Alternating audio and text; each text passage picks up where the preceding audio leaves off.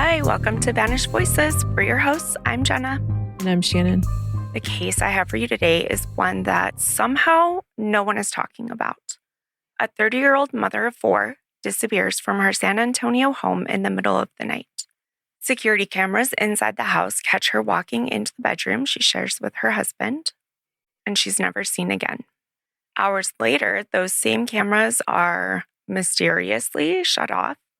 When they come back online, she's gone, and her husband is unloading a chainsaw, shovels, trash bags, all from their SUV. He doesn't report her missing. He tells police she just left, walked away from her life, her job, and her four kids. But she didn't take her phone or her car, her purse, or even her shoes. And despite all of that, her accused killer has been out on bond multiple times. For 7 years, her family has waited while her body remains missing, and her name has stayed largely unknown. I feel fired up about this case, and by the end, I think you will be too. This is the murder of Cecilia Huerta Gallegos. Cecilia was born on November 17th, 1988, and by her late 20s, she was a devoted mother, carving out a better life for her children.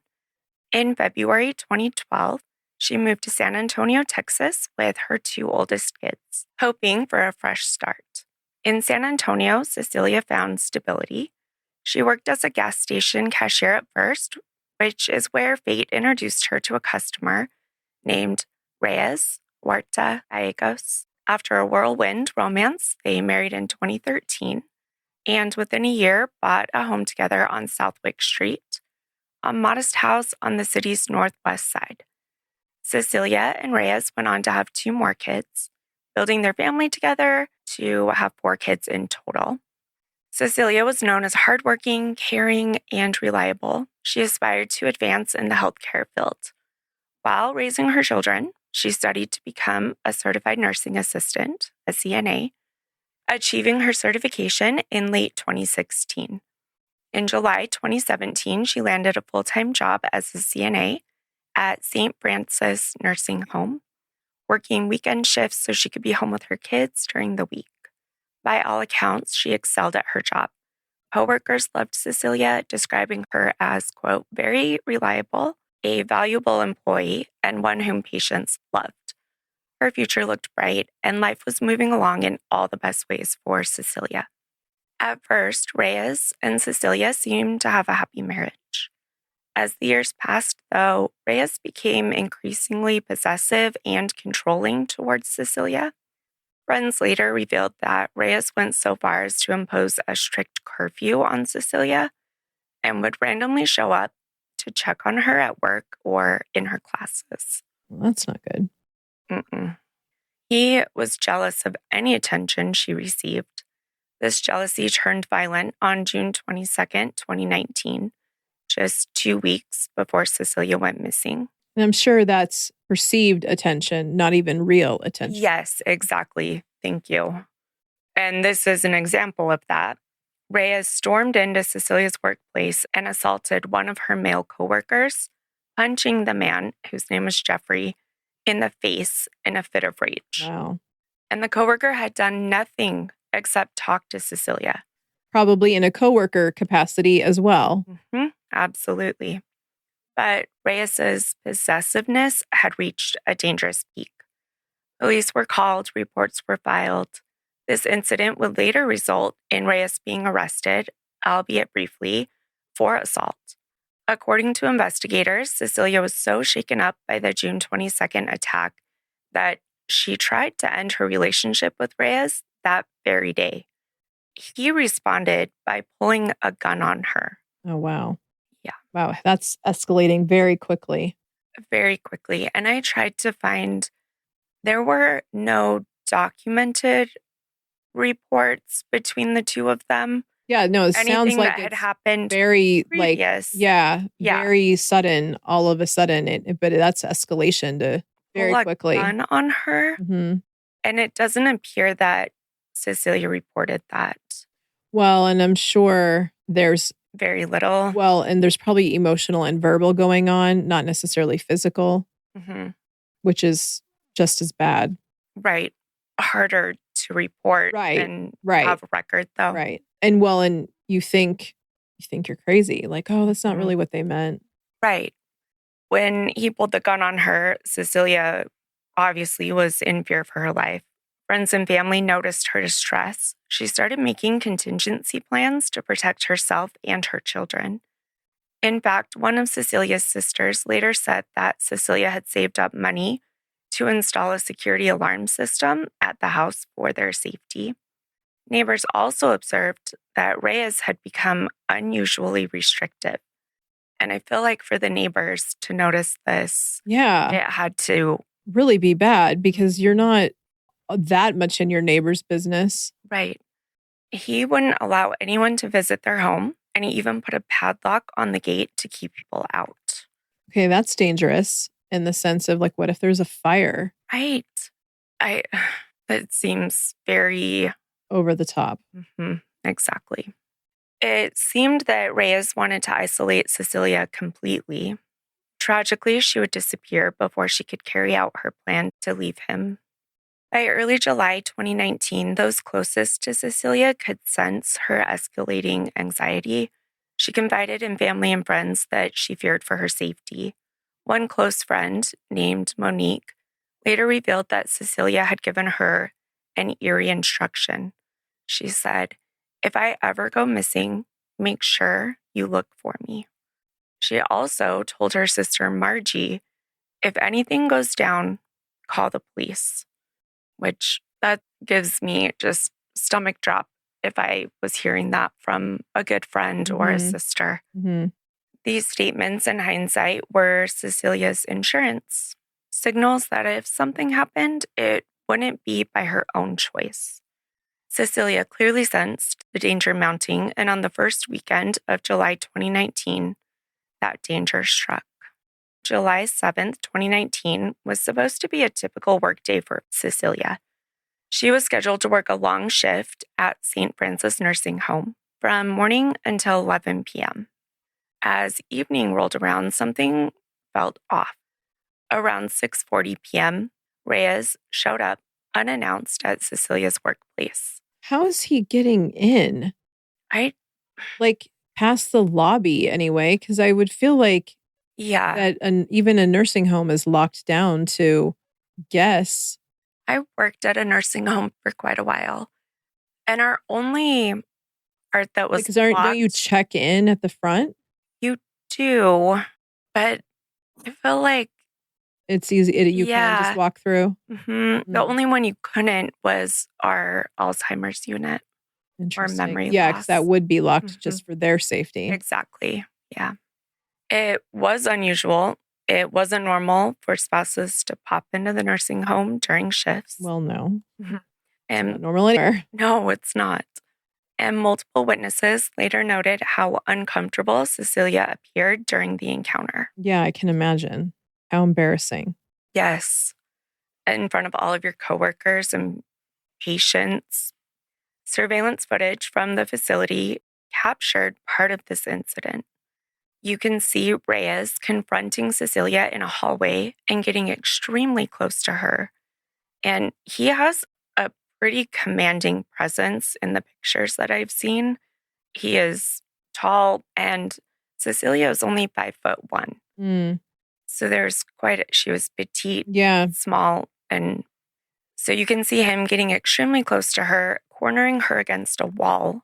You can't tell from the footage what he's saying, but people that were around the incident reported that it sounded like he was accusing her of something and or issuing an ultimatum. Cecilia's body language on camera said it all. She was visibly distressed, literally backing up into a wall as her husband loomed over her. A short time later, Reyes left the premises, but obviously Cecilia was really shaken up. Yeah. At approximately 7:20 p.m., right after that confrontation, Cecilia went to her supervisor and begged to leave work early. She explained that she needed to go home to check on her children. This was another red flag. Cecilia was dedicated to her job and normally wouldn't cut a shift short. But whatever Reyes had said or threatened in that encounter, it convinced her that she had to get home. As she was leaving, Cecilia made a phone call to her younger brother, Justin. According to what Justin later told family, Cecilia's voice was full of fear. She told him that she feared something was going to happen and she needed to get home to watch her kids. Cecilia did not go into detail on the phone, but the urgency was clear. She sensed imminent danger for her family. Cecilia drove home and pulled up to her house on Southwick Street at 7:39 p.m., according to their home security records. Typically, her 4 children would have been home that evening. The 2 youngest were 6 and 7 at the time, and then her older 2 were 12 and 14. Normally, Cecilia would come in, hug her kids, go about her evening routine, but this night was not normal. At 7:53 p.m., about 15 minutes after she had arrived home, Cecilia walked into the master bedroom, and that was the last time anyone ever saw her. Multiple cameras were inside the house. Okay, that's a red flag. Mm-hmm. And that was her doing. She wanted, if anything happened. Oh, wow. Yeah. Because I know I've seen cases where the men, the abusers are generally the ones who, especially when he's being this possessive, they set up the inside cameras to watch what their spouse is doing literally 24/7. But the fact that at this point she's that fearful of him that she set him up herself to make sure it captured. Yeah. And that is scary. I wonder if that's why he put the padlock on the outside, something where she had improved. I mean, I have to assume that he knew there was cameras on the inside, but at the same time, he does know that they're in there. Yeah, but I'm guessing there's not one in her primary bedroom, and she's never comes out of that room. So that's crazy. Yeah. No camera ever captured her coming out, only walking in. What happened in that bedroom remains a mystery of this case, but we have some horrifying clues from the children who were all home that night. As Cecilia went into the master bedroom, Reyes was overheard ordering all 4 kids to stay in their own rooms, away from the master suite. In effect, he isolated the children from whatever was about to happen. One of the kids later told their aunt that Reyes had corralled them, telling them to stay put, and shortly after, they heard their parents arguing loudly. The argument escalated into screaming, so terrifying that one of the younger children covered her ears with her hands to block out the noise. That's horrible. These poor kids stayed huddled in their bedrooms for the rest of the night, confused and scared. And Cecilia never emerged from that master bedroom. As the night stretched into early morning, the household fell eerily silent. Then at 2:08 a.m. on July 8th now, the home's interior and exterior security cameras were shut off. The surveillance system... I mean, that's not suspect. Come on. And from what happens in the next little bit, I'm wondering if he had the option to turn them on and off, but no way to log in to do anything about the footage, if that makes sense. Yeah, because I'm thinking... Like if it was on a cloud or on an app or something that she needed Face ID for. Yeah. So at 2:08, he turned off all the cameras. The surveillance system that had captured Cecilia walking into the bedroom suddenly went dark for about an hour and a half. We don't know exactly who turned the cameras off, but it's hard to imagine that it was anyone other than Reyes. For 96 minutes, there's no video record of what happened inside that house. When the cameras came back online at 3:44 a.m., they captured Reyes in frantic motion. He was recorded going in and out of the master bedroom and moving around the house, but notably, Cecilia was nowhere in sight. So I wonder why he turned them back on. I'm wondering if he thought like a 90-minute blip wouldn't look too suspicious or... Okay. That's an idea. Yeah. I find it odd that he turned them back on too. Yeah, because you would think, oh, I don't know why they're off. I don't have any control. Prove I did it. Yeah, exactly. Over the next few hours, security footage and later police reports describe Reyes making multiple trips to the family's white Chevy Tahoe SUV in the driveway. He leaves the house 4 separate times in that vehicle during the early morning hours. The first 3 outings were relatively short, lasting only about 2 to 11 minutes each, almost as if he was doing quick drop-offs or, I don't know, scouting locations nearby. But the 4th trip was different. At 6:27 a.m., Reyes is seen driving away from the house in the white Tahoe, and this time he doesn't return for over 2 hours. We can only speculate where he went or what he was doing during that time. By the way, leaving the 6 and 7-year-old home alone to wake up with nobody there. Yeah. Reyes returned home at 8:48 a.m. The security camera caught him red-handed with a list of items that really does send chills down your spine. He began unloading from the SUV what can only be described as tools of a gruesome cleanup: a chainsaw, 2 shovels, heavy-duty contractor trash bags, and bottles of cleaning supplies. His shirt was visibly soaked with sweat despite the early morning hour.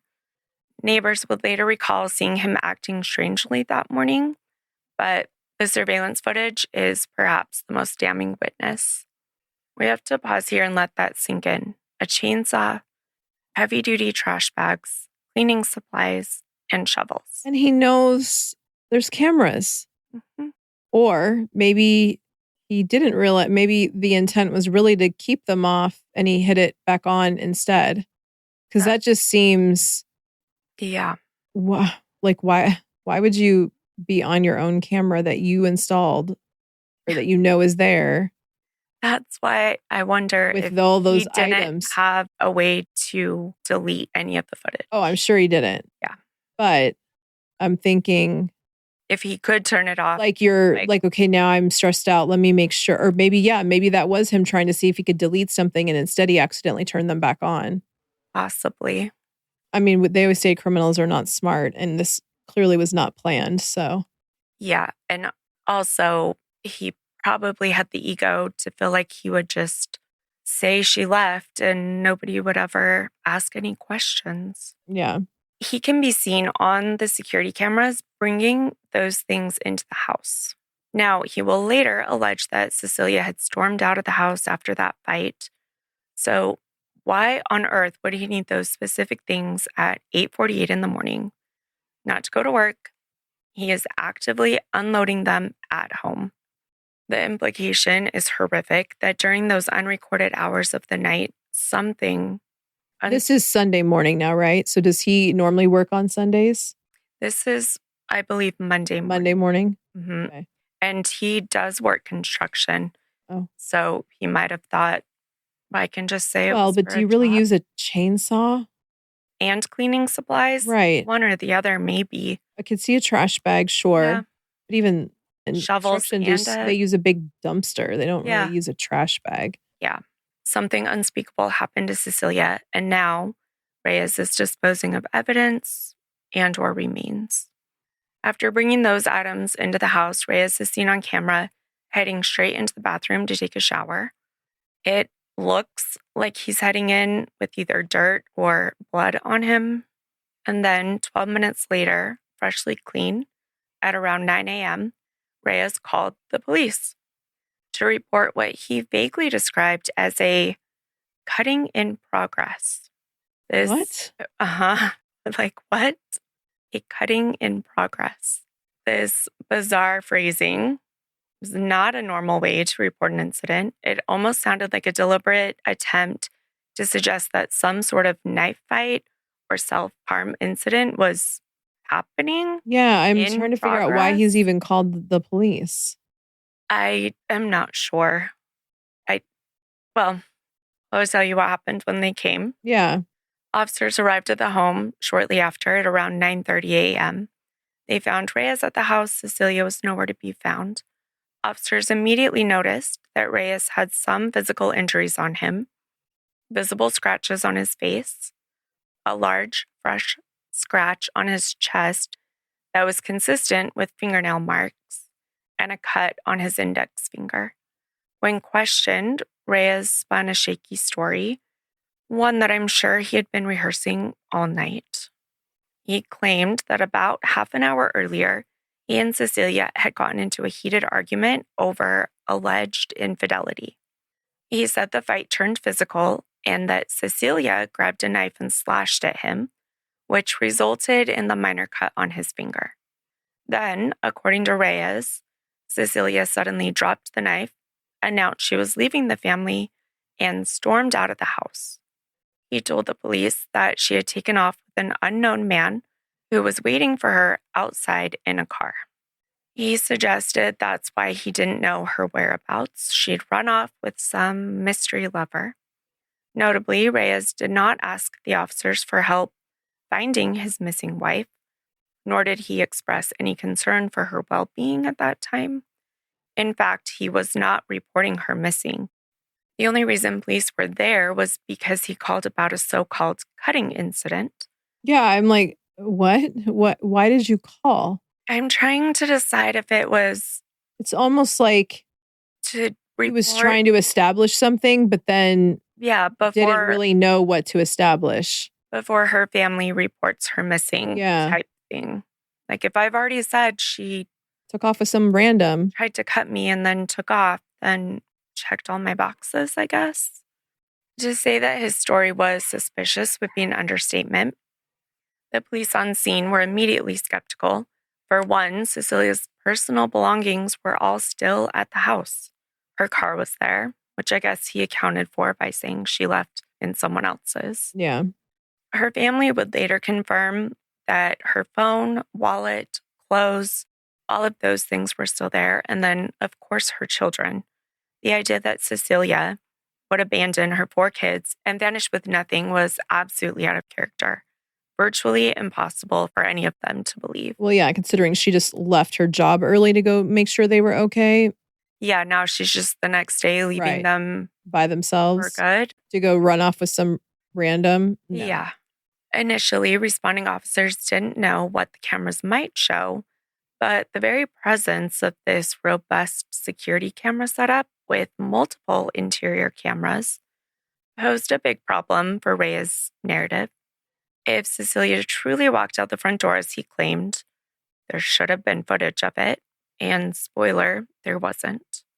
In the immediate aftermath of that morning, Reyes did not report Cecilia missing. He seemed content to stick with his flimsy story that she had left voluntarily. But Cecilia's family was growing alarmed by the hour. Cecilia was extremely close with her siblings who all lived in the Houston area. They spoke and/or texted daily.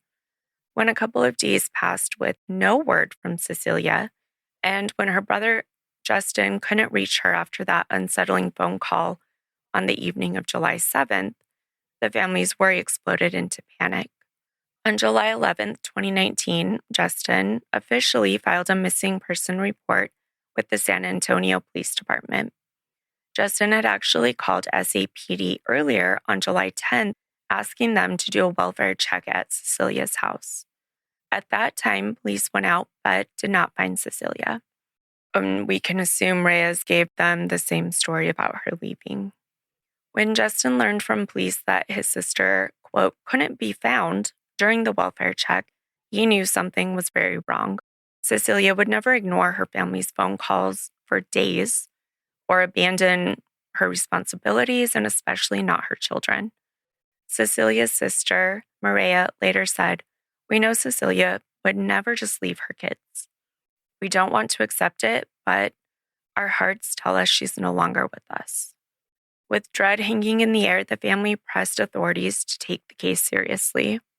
San Antonio police now had a formal missing person case on their hands, and as they dug in, the inconsistencies in Reyes' story became impossible to ignore.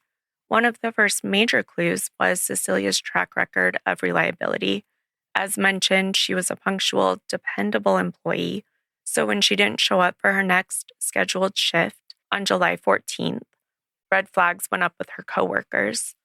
A spokesman for St. Francis Nursing Home later noted that Cecilia's unexplained absence was, quote, extremely out of character, and that it was, quote, very concerning.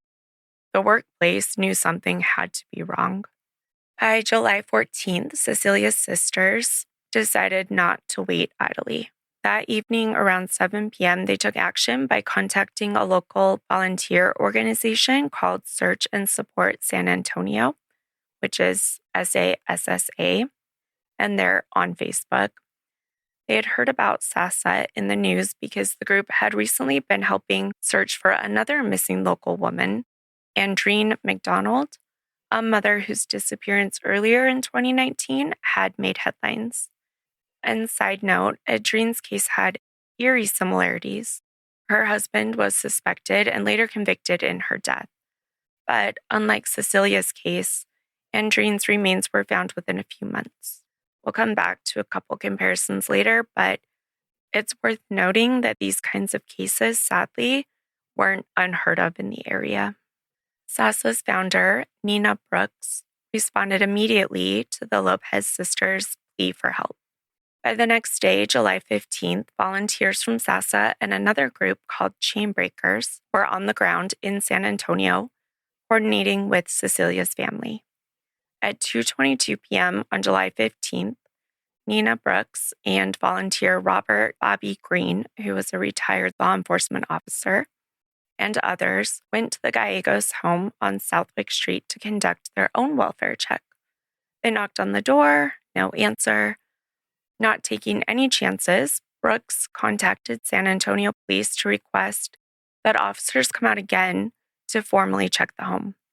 When police deputies arrived, volunteers filled them in on what they knew and their concerns. Now, where's the children?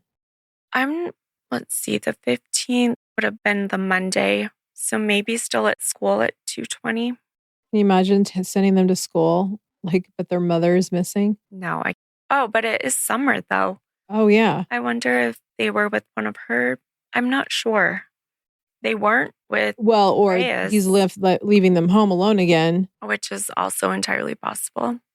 And, then, of course, they've been told to not answer the door when there's no one else home. So that makes sense. Yeah, that is probably what it was. I guess they did have 12 and 14-year-olds who could probably watch the younger two. Yeah. In a twist of timing, Reyes himself pulled up to the house while the deputies and volunteers were all there. Now, faced with an audience, Reyes allowed 2 deputies inside the house to look around. Outside, one of the neighbors approached the volunteers and mentioned that they hadn't seen Cecilia in days. The scene was tense and deeply worrying. Something clearly wasn't right, but at that moment, there wasn't much the officers could do without evidence of a crime. After a brief check, the deputies left, telling the volunteers that the situation was, quote, under investigation. But if Reyes thought he had dodged a bullet, he was mistaken. The information shared by the family and the volunteers, especially about Reyes' visit to Cecilia's work on July 7th, and they now knew about the odd 911 call, had all piqued the detectives' suspicions big time. Later on July 15th, that same evening, San Antonio police secured a search warrant for the home. With probable cause now established, they wanted to get their hands on that surveillance footage and any physical evidence inside the home. What investigators found when they reviewed the security camera recordings was described as disturbing. And that's why I'm thinking he must not have had a way to delete it. Right. And maybe that's why she got it and set it up. Yeah. That, and then I bet the cameras turning back on when they did was him either trying to start deleting it then or inadvertently turning it back on, or a fight ensued. Well, when the fight ensued and she was either he stopped her from, who knows, but. Yeah. The footage flat out contradicted the account that Reyes had given on July 8th. Detective Alicia O'Brien wrote in an affidavit that the suspect's formal statement contradicts what is seen on the surveillance footage. In simpler terms, Reyes' story was a lie. The camera showed Cecilia never leaving the house at all after she entered the bedroom on July 7th. There was no video of any altercation in the kitchen or the living room where Reyes had claimed the knife fight happened. In fact, none of the cameras showed any struggle or physical fight at the time that Reyes said it did. And most damning, there was zero footage of Cecilia walking out the door with some mystery man, as Reyes described. The last images of her were going into that bedroom. Armed with this evidence, investigators now strongly believed that Cecilia had been killed inside her home that night. They also noted how thoroughly Reyes appeared to have cleaned up. It did not look like a violent struggle had happened when they searched the house. Maybe that's what those cleaning supplies were used for. Of course. Yeah. They did find signs that things weren't normal. For instance, the padlock on the gate and perhaps other forensic hints that something had happened. But details on any forensic evidence have never been publicized. Now, importantly, Child Protective Services swiftly intervened that week. CPS removed the 4 children from Reyes' custody. Thank God. And placed them in the care of Cecilia's sister, Margie. Okay, good. They went to family. Yes, and her family. CPS reportedly told Margie they did not feel it was safe to leave the kids with Reyes or even with his mother, given the circumstances. And this action speaks volume. Even without a body, authorities were treating this as a likely domestic homicide. Cecilia's children were now effectively motherless and in the care of relatives, and Reyes was a prime suspect in what they feared was a murder. Meanwhile, Cecilia's family and a growing army of volunteers mobilized extensive search efforts across San Antonio. Search and Support San Antonio organized countless searches in the weeks and months after Cecilia vanished. Family, friends, and Good Samaritans combed through overgrown culverts, ditches, wooded fields, and parks near the home, any remote area where Reyes might have disposed of a body.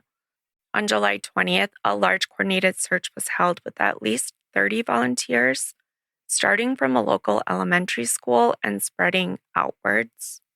They searched through oppressive Texas summer heat, refusing to give up. Additional searches were conducted on July 27th, August 3rd, August 10th, and so on, often prompted by tips or new ideas on where Reyes could have gone.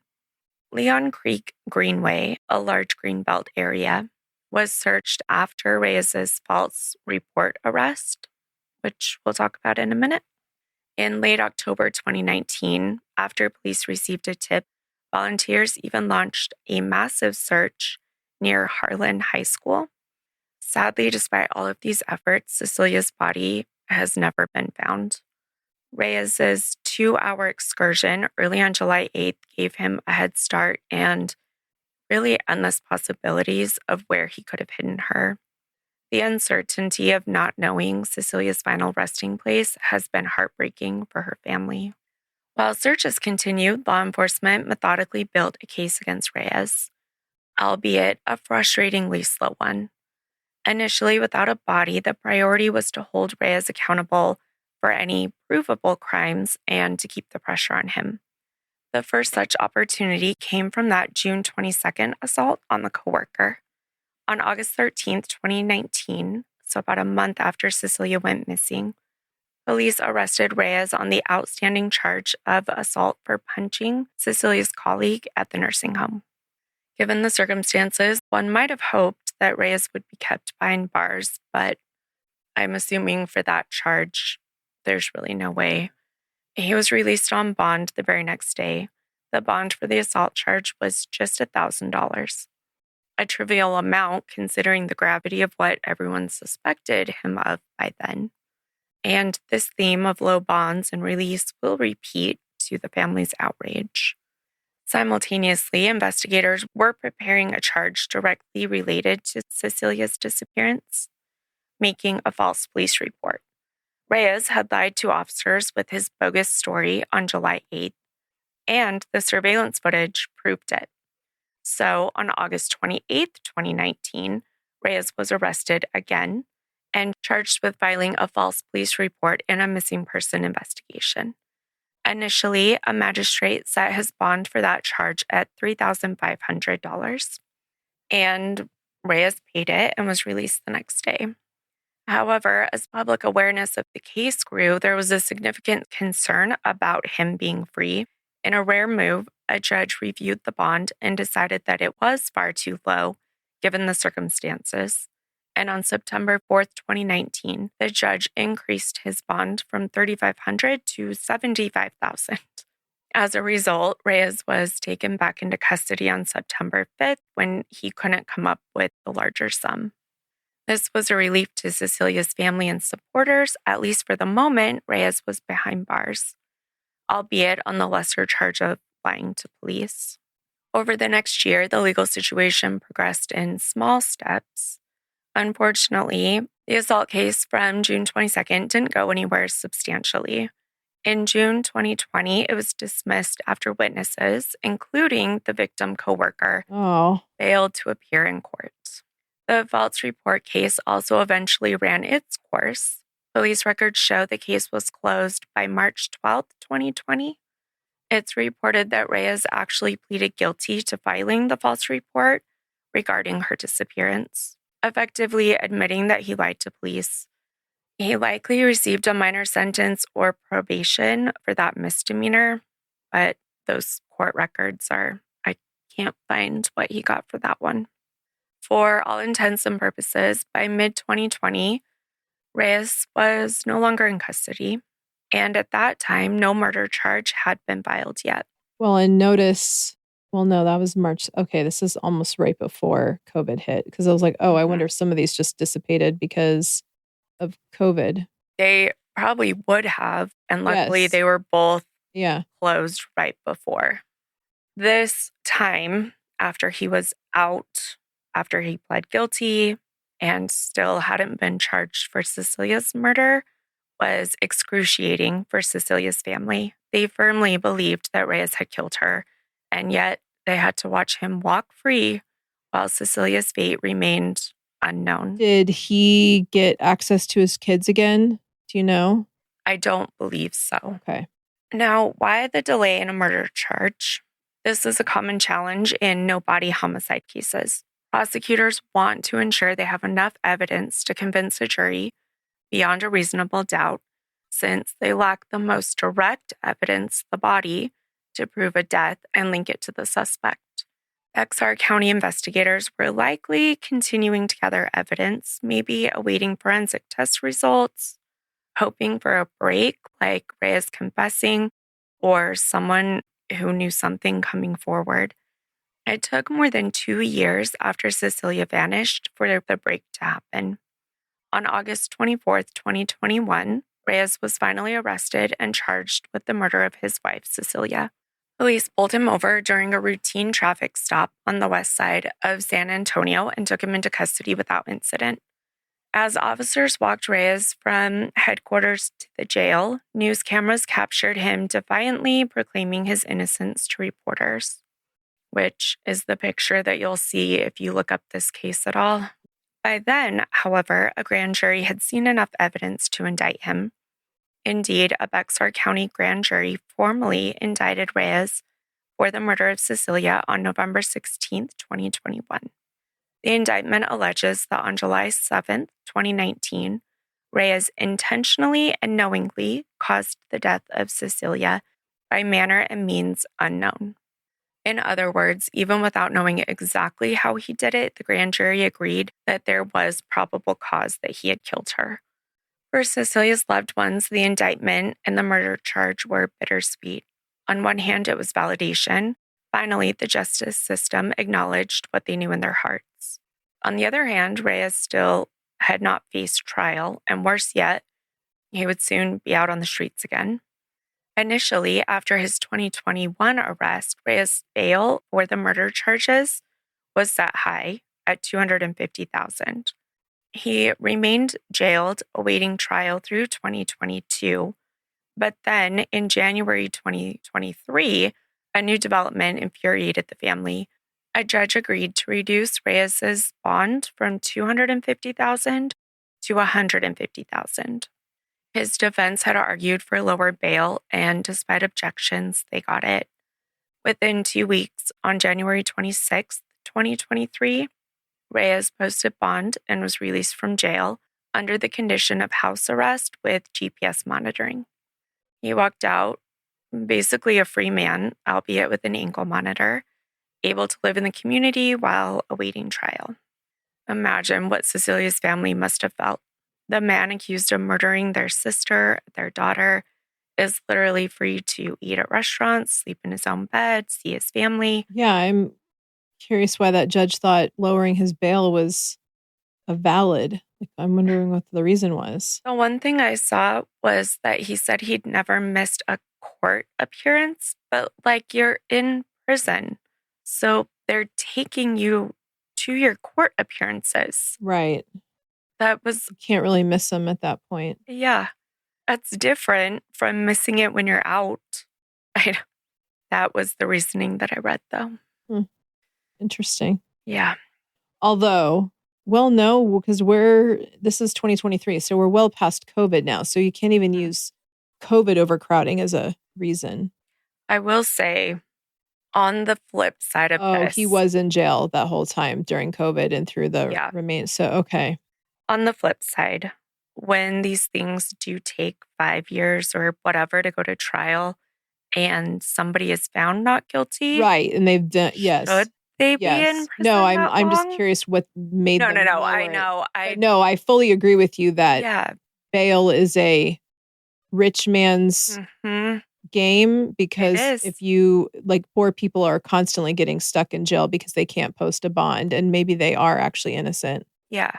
So, yeah. I go back and forth on it. No, you can argue it either way. Yeah, this one... Absolutely. This one, though... The totality of granted, they haven't gone to court yet, so, but grand jury would have seen it. You would think.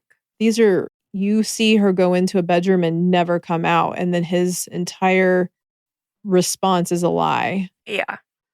In his case. But again, innocent till proven guilty. Right. In a court of law, and that has not happened yet. Right. So, how long should you spend, but also... horrifying. Well, and at the same time, though, are you purposely extending your court dates out? Are you, is your lawyer playing game? Or yes, it's not a speedy trial, obviously.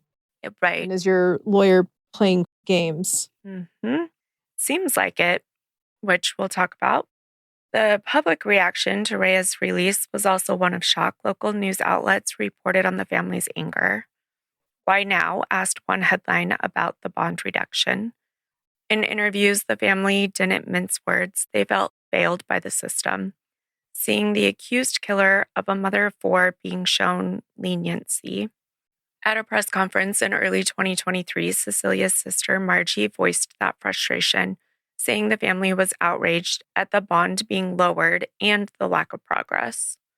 And that was in Ken's 5 coverage. The trial delays were especially painful. Initially, Reyes' trial had been set for March 30th, 2023, then rescheduled to July 10th, 2023. But July came and went with no trial. It was delayed again. By late 2023, still no trial. In fact, the case was repeatedly postponed due to various legal maneuvers. Reyes even changed attorneys at one point. There were hints that his original lawyer's health issues caused some delay, according to his now current attorney. The other procedural holdup... that is a way to delay your trial, though. Yep. They said the other ones were because of holdups in the court docket. Each delay was torture for the family. They wanted justice for Cecilia. By 2024, the case still hadn't gone before a jury. There was a moment of hope when it was said the trial was scheduled for August 2024, but that date came and went too. As of this recording, the trial had been pushed into 2025. It said August of 2025, then it said October. There was even a date, October 22nd, 2025, but that was postponed as well. There was an update saying that his next court appearance was scheduled for January 26th, 2026, but that was also postponed. and the next date was February 3rd, but that was also postponed. This has been over 7 years since Cecilia's disappearance and still no resolution. It's hard to articulate how agonizing this wait has been for her loved ones. Our family has endured unimaginable pain and uncertainty during this time, Maria said in 2024. Cecilia's children deserve to know the truth. They need closure. They need answers. To be clear, the case against Reyes is circumstantial but compelling. Prosecutors will argue that his motive was jealousy and control, that he couldn't stand the thought of Cecilia leaving him or being with someone else. So, in a rage, he killed her. They might argue unintentionally during a fight, or they might argue it was a premeditated act. They'll present the security footage as evidence, seeing Cecilia enter the bedroom and never come out, the camera outage, Reyes' suspicious activities overnight, the morning unloading of the chainsaw and shovels. They'll present Reyes' own lies, his false report about the phantom man she ran off with in a car, which he pleaded guilty to as a falsehood. They may have DNA evidence. We don't know. Those details are not public. In 2024, the nonprofit SASA created an AI-generated video of Cecilia using her photo and a voice reconstruction to essentially speak her last known thoughts. In the video, Cecilia's image says, "Should I ever go missing, please look for me and know that my husband did something to me," which are reported words that Cecilia had told a close friend. One aspect of Cecilia's story that cannot be ignored is how little public attention her case has received compared to other similar cases in the exact same region. This lack of widespread publicity has deeply frustrated her family and advocates. Here in San Antonio, if you ask around, many people recognize names like Suzanne Simpson, a more recent case, but mention Cecilia and you're often met with blank stares. Even though her disappearance is just as tragic, very similar circumstances, and disturbing, it raises uncomfortable questions. Does the media and community give less attention to missing persons who are people of color or immigrants? Does Cecilia, being a Hispanic immigrant and a working class mother, make her story somehow less newsworthy than others? To illustrate, let's consider Suzanne Clark Simpson's case. She was a 51-year-old white woman, a real estate agent, and a mother of 4 who lived in a wealthy San Antonio neighborhood. She went missing in October 2024, and suspicion quickly fell on her husband, Brad Simpson. The similarities to Cecilia's case are plain. Wife disappears, husband is suspect, no body found. In Suzanne's case as well, her body still hasn't been located. But the response and the timelines look very different. Suzanne's case immediately dominated local headlines. Within weeks, Brad Simpson was arrested and charged. The community held vigils. Every new development was reported extensively. By 1 year after Suzanne's disappearance, her case was front and center in the news again with updates about upcoming court proceedings. A KSAT news segment in October of 2025 pointed out that 1 year after Suzanne went missing, Cecilia's case was, quote, re-entering the spotlight because Reyes' trial was, at that time, set for October 22nd. The juxtaposition was striking. Suzanne's case had progressed to a trial setting within roughly a year, whereas Cecilia's case took over 2 years just for an arrest and then years more of delays. And yet Suzanne's body has never been found either? Yep, same. Huh. Yeah. The difference did not go unnoticed by those who care about Cecilia. There's a palpable sense that Cecilia has been overlooked, perhaps because she wasn't a high-profile professional or because of unconscious biases that sometimes influence whose stories get amplified. Cecilia was a young Latina mother working as a nursing assistant. She didn't have the high society connections or media-savvy advocates that some others did. It's heartbreaking and anger-inducing. One could argue that any case of a missing mother of four should be headline news. Chainsaws and shovels and all. I know. I'm like, there's so much. It's wild case. There's security cameras. Mm-hmm. You see these suspicious items coming in at, early in the morning, and you have evidence of her never leaving a bedroom. I mean. Yeah. And it took over 2 years for an arrest in that one. And very little coverage. Yeah. I mean, granted, I don't know what level of details of case for Suzanne and making it obvious it's the husband, but just seems like there's lots of evidence for Cecilia's case. Yeah. Just the showing up at work, her comments to her friends and her family. Yeah. The fact that he showed up unannounced at her work that literal night, her leaving early to go make sure her kids are okay. Like, he was probably threatening them. And then you have her not coming out of a bedroom on camera and him coming home with a bunch of tool. Like, it's just so. Shovels and garbage bags. Yeah. Cleaning supplies, a chainsaw, even threatening the kids to stay in their rooms, and they're hearing what's happening. Yeah. Screaming. Yeah.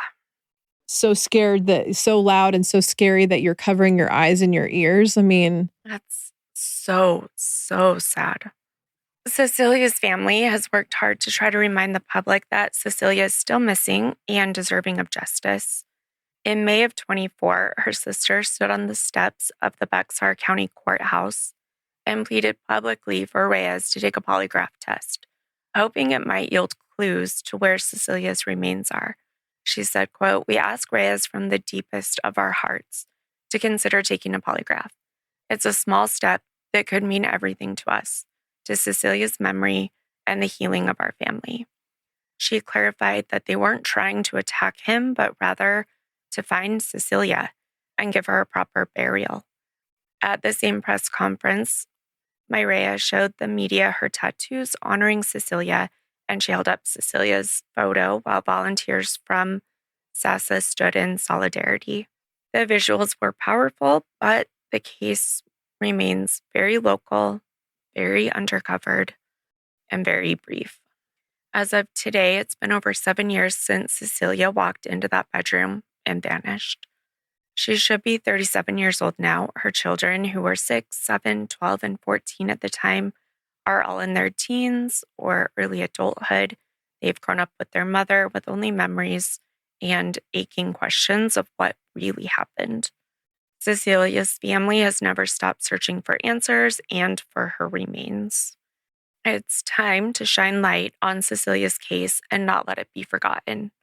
Share Cecilia's story. One of the simplest but most powerful ways you can help is to spread the word about Cecilia. Talk about her case with your friends, share articles. The more people know her name and story, the more pressure on the system to prioritize justice. There's a Facebook page titled "Where is Cecilia Huerta Gallegos?" that you can follow for updates and ways to help. You can share her missing person flyer or post on social media to reignite interest. There are still search efforts being organized, especially as this case hopefully is about to go to trial. The nonprofit Search and Support San Antonio has been coordinating these efforts. They can be contacted at 210-372-7143, and we'll list all of that if you are in the area and want to participate. They are still looking for tips. If you or someone you know has any information that might help in this case, perhaps you recall seeing a white Chevy Tahoe in an odd location in the early morning of July 8th, 2019, or you heard someone talk about something related to Cecilia's disappearance, please report it. After all this time, it's going to take a breakthrough to find her remains. You can contact the San Antonio Police Department's Missing Person Unit or reach out to their local Crime Stoppers, and we'll post all of the contact information for all of those things. This call to action is broader, but if you feel as outraged as I do about the disparities in how cases are handled or publicized, make your voice heard. Support legislation or policies that promote equal attention to all missing persons cases, regardless of race or socioeconomic status. Encourage your local media to cover cases like Cecilia's. If you're in San Antonio, you can write to local news stations or newspapers asking them to provide updates on Cecilia's case, especially as the trial approaches. Public interest absolutely can influence coverage. Cecilia's voice through the words of her family and friends is telling us, please look for me, don't let them forget me, and demand justice, and that is exactly what we must do.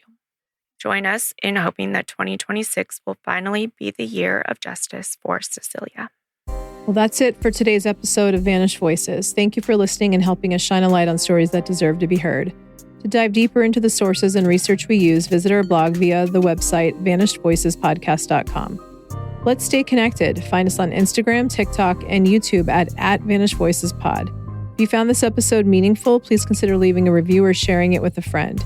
Your support helps keep these stories in the public eye and honors those who can no longer speak for themselves. And as always, refuse to let these voices vanish. Thank you. Bye. Bye.